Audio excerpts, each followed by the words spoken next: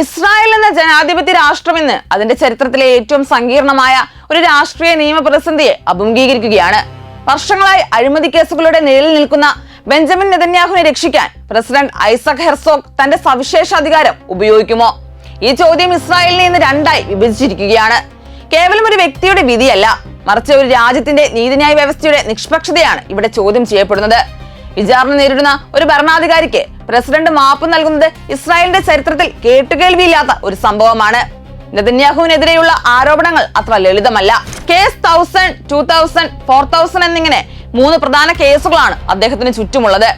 കോടീശ്വരന്മാരിൽ നിന്ന് വില കൂടിയ ആഡംബര സമ്മാനങ്ങൾ സ്വീകരിച്ചതും മാധ്യമ ഉടമകളുമായി ചേർന്ന് വാർത്തകൾ തനിക്ക് അനുകൂലമാക്കാൻ ഗൂഢാലോചന നടത്തിയതും ഇതിൽ ഉൾപ്പെടുന്നു.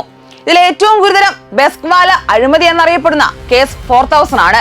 ടെലികോം ഭീമന് സർക്കാർ ആനുകൂല്യങ്ങൾ നൽകുന്നതിന് പകരമായി തനിക്ക് അനുകൂലമായ വാർത്തകൾ പ്രസിദ്ധീകരിക്കാൻ സമ്മർദ്ദം ചെലുത്തിയെന്നതാണ് ഇതിലെ പ്രധാന കുറ്റം. അധികാര ദുരുപയോഗവും കൈക്കൂലിയും ഒത്തുചേരുന്ന ഈ കേസുകൾ നെതന്യാഹുവിന്റെ രാഷ്ട്രീയ ഭാവിക്ക് വലിയ വെല്ലുവിളിയാണ്.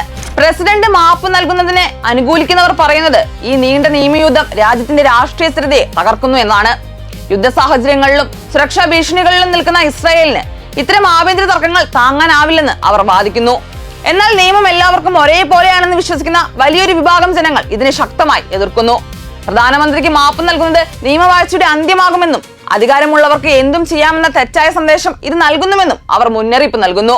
പ്രസിഡന്റിന്റെ വസതിയിൽ ഇപ്പോൾ നടക്കുന്നത് കേവലം ചർച്ചകളല്ല, മറിച്ച് ഇസ്രായേൽ ജനാധിപത്യത്തിന്റെ പരീക്ഷണമാണ്.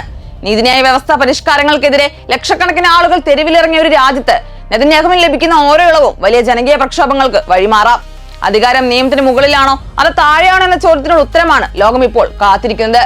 ഇസ്രായേൽ പ്രസിഡന്റ് എടുക്കുന്ന ആ തീരുമാനം രാജ്യത്തിന്റെ ഭാവി ചരിത്രത്തെ തന്നെ മാറ്റിമറിച്ചേക്കാം.